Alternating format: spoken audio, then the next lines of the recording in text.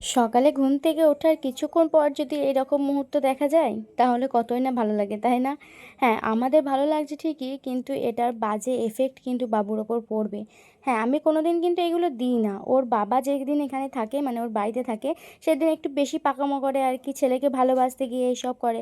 কিন্তু কি করব, আমার ইচ্ছা আছে যে এগুলো না দেওয়ার। এবার যখন বাবা ছেলে থাকে তখন আমি আর কিছু বলি না, কেননা ওর বাবা সবসময় তো বাড়িতে থাকে না। আর রেগুলার যদি কিছু অভ্যাস থাকে তখন বাবুর কিন্তু অভ্যাস হয়ে যাবে, সে অভ্যস্ত হয়ে যাবে, কিন্তু এক একদিন দিলে তেমন আর কিছু হবে না। আর এখন যেহেতু সব থেকে ছোট বাবু, তাই অতটা ওর মনেও থাকবে না বড় হয়ে যে আদৌ ওকে এসব দিয়েছি কিনা। তাই সকাল থেকেই দেখছি ওর বাবা ল্যাপটপ খুলে দিয়েছে, বলছে আমার বাবু ফোন চালাবে না, আমার বাবু নাকি ল্যাপটপ চালাবে, আর ল্যাপটপে নাকি কার্টুন দেখবে। তো এখানে কার্টুনটা অন করে দিয়েছিল, কিন্তু ও কিন্তু অতটা ভালো মতো কার্টুন দেখছিল না। হয়তো ওর অন্য কিছু পছন্দ, ওর এই যে ফোনের বা ল্যাপটপের যে ব্রাইটনেসের যে আলোটা থাকে ওইটাই ও দেখতে বেশি পছন্দ করে। আসলে এখনও চোখের জ্যোতি অতটাও হয়নি। তারপরে ওদের দুজনাকে নামিয়ে দিয়েছিলাম, ওর বাবা ওকে নিয়ে ব্রাশ করছে আর আমি এদিকে বিছানাটা গুছিয়ে নিয়েছিলাম। আসলে এই ভিডিও ক্লিপটা ছিল তার আগের দিনের, আর তারপরে কিন্তু ভিডিও কোনো কিছুই করতে পারিনি, তাই এটা করা ছিল বলে এটাই প্রথমে শুরু করে দিলাম। তো হ্যালো এভরিওয়ান, কেমন আছো তোমরা সবাই? আশা করছি সকলে ভালো আছো। আমার আরও একটি নতুন ভিডিওতে তোমাদের অনেক স্বাগত।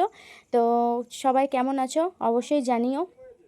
তো তারপরের দিন সকাল থেকে কেউ বাড়িতে ছিল না, মানে না ছিল ওর বাবা, না ছিল আমার শ্বশুর শাশুড়ি তার বোনের বাড়ি গিয়েছিল তার মেয়েকে দেখতে, মানে একটা নাতনি হয়েছে তাদেরকে দেখতে। আর আমি ছিলাম বাড়িতে একা, তাই বাবু যখন ঘুম থেকে ওঠেনি তার আগেই কিন্তু সমস্ত কাজকর্ম সেরে নেওয়ার চেষ্টা করেছিলাম। তো প্রথমে বাসনগুলো আগেই ধুয়ে নিয়েছিলাম, আগে তো অনেক বাসন হয়েছিল, রাত্রে ছিল আমার মা। আসলে শ্বশুরবাড়ি বাবার বাড়ি একসঙ্গে থাকা, মানে একই জায়গায় থাকার কিন্তু এইটাই খুব সুবিধা, যে যদি বাড়িতে কেউ নাও থাকে কিন্তু একা একা থাকতে হবে না। আর মা যেহেতু একা, সেই জন্য মাকে রাত্রেবেলাতে নিয়ে বলেছিলাম যে এখানে থেকে যেও। মা এসেছিলো হয়তো সন্ধ্যেবেলাতে, যে থাকবো না, কিন্তু তারপরে ছোটু বলল, মানে আমার বর বলল যে আজকে আর বাড়ি আসবে না, তার জন্য মা বললো যে আমি তাহলে থেকে যাচ্ছি, কেননা একটা ছোট বাচ্চা নিয়ে একা রাতেরবেলা না থাকাটাই ভালো, রাত বেরোতে কী হয় বলা যায় না। আর আমার বাবু এতটা ছটপেটে, হ্যাঁ ও একটু শান্ত বটে, কিন্তু প্রচণ্ড যতক্ষণ জেগে থাকে ততক্ষণ কিন্তু ছটপটে। ওকে রেখে যে আমি বাথরুম যাব বা কোনো কাজ করবো তো এরকম কিছুই হবে না। তো তারপর দিন সকালবেলা মা এখন বাড়ি চলে গিয়েছিলো মায়ের কাজগুলো করতে। তারপরে মাকে বলেছিলাম যে মা তুমি আবার চলে এসো, আজকে এখানেই থাকবে, যতক্ষণ আমার শ্বশুর শাশুড়ি বাড়ি না আসছে ততক্ষণ খাওয়া দাওয়া করে তারপরে বাড়ি যাবে। তো মা সেই মতো ঘরে গিয়েছিল কাজ করতে, মানে আমাদের কাছেই তো আমাদের বাবা বাড়ি, তো সেই কাজ করতে গিয়েছিলো। আর আম্মু দেখো এইদিকে সমস্ত আমার বাসি বার ছেড়ে নিয়েছি। তা করতে করতে যখন চান করতে যাব তখনই কিন্তু বাবু উঠে পড়েছিল। তারপর চানটা যখন করতে গেলাম তার আগে কিন্তু বাবুকে ঠাকুমাদের বাড়িতে রেখে দিয়ে এসেছিলাম। আর তারপরে স্নান টান করেছি। তারপরে বাবুকে ঠাকুমা দিয়ে গিয়েছিল, কেননা বাবু কান্না করছিল, তাই ওকে একটু ঘুম পাড়ানোর জন্য বিছানায় উঠতে হয়েছিল। আর বিছানা কাপড় আবার হয়ে গেল, বিছানা কাপড়ে তার ঠাকুরকে জল দেওয়া যায় না বা ঠাকুরকে পুজোও দেওয়া যায় না, সেই জন্য আবার আমাকে নতুন করে নাইটিটা চেঞ্জ করতে হলো। ওই নাইটিটা আগে ছাড়াই আছে, এটা ঠাকুরকে জল দিয়ে দিই, তারপরে কাঁচা জামা কাপড় ছেড়ে আবার ওই নাইটিটা পরবো।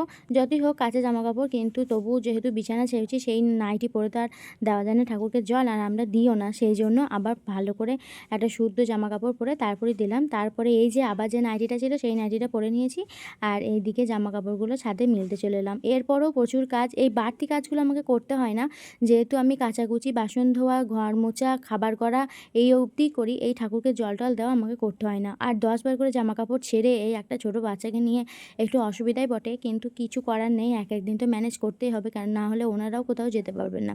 তো তারপরে জামা কাপড় সমস্তটা আমার কিন্তু ধোয়া হয়ে গেছে, মানে মেলা হয়ে গেছে। এই তাড়াতাড়ি কথা বলতে গিয়ে একটু ভুলভাল হয়ে যাচ্ছে, কিছু মনে করবে না, সবাই ইগনোর করবে। তারপরে এই রান্না করতে বসেছি, এখনও কিন্তু মা আসেনি, এরপর মা আসবে তারপরেই রান্না বান্না করবে।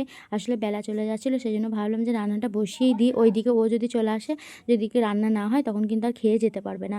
একেতেই আগের দিন বাড়ি আসেনি, কেউ রাত্রে কী করছিল ভগবান জানে।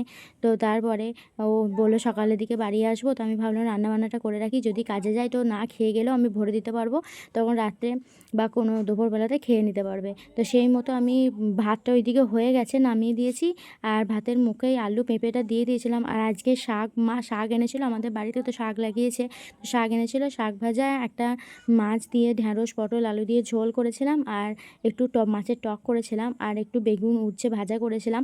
আসলে আমি প্রথমে রান্নাটা করলেও মা চলে আসার পর মা দেখছে আর আগুনে তাতে তোকে থাকতে হবে না, তুই বাবুকে নিয়ে যা, আমি থাকছি, কিন্তু মাই কিন্তু বাবুকে চান করিয়ে দিয়েছিল। চান-টান করানোর পর এই যে বাবুকে ঘুম পাড়াতে চলে আসলাম। আর এই দেখো ওর বাবা বাড়ি চলে এসেছে আর সারারাত বলছে ঘুমায়নি, কাজ হয়েছে, সেইজন্য ও একটু শুয়ে পড়েছিল। বাপ ছেলে কিন্তু এক পজিশনে একইভাবে শুয়ে আছে। দেখে বেশ হাসি লাগলো। দুজনেই কিন্তু ঘুমন্ত অবস্থাতেই আছে, কিন্তু দুজনেই কিন্তু একই পজিশনে শুয়েছে। যতই হোক ওরই তো সন্তান, ওর একটুখানি তো প্রভাব থাকবেই, তাই না? তারপরে মা ওইদিকে রান্নাবান্না তো করছে, তাই আমি ভাবলাম যে মুড়ি খাবারের যে বাসনগুলো আছে সেই বাসনগুলো ধুয়ে নিই। আবার বাবু ছোট্টু এলো যেহেতু, আবার বাবু কিছুটা হিসু কেড়েছে ক্যাঁথাতে বা জামা লেগে গেছে, তো সেইগুলো পাশে পড়ে আছে দেখো, ওইগুলো এখন কাচবো, তারপর আবার ছাদে মেলে দিয়ে আসবো, তারপর সবাইকে খাবার দাবার দেবো, তারপরে আমি খাবো। আসলে বাবা মা বাড়িতে নেই, একটু আগেই বললাম, মা বাবা সেই বিকেলের দিকে আসবে।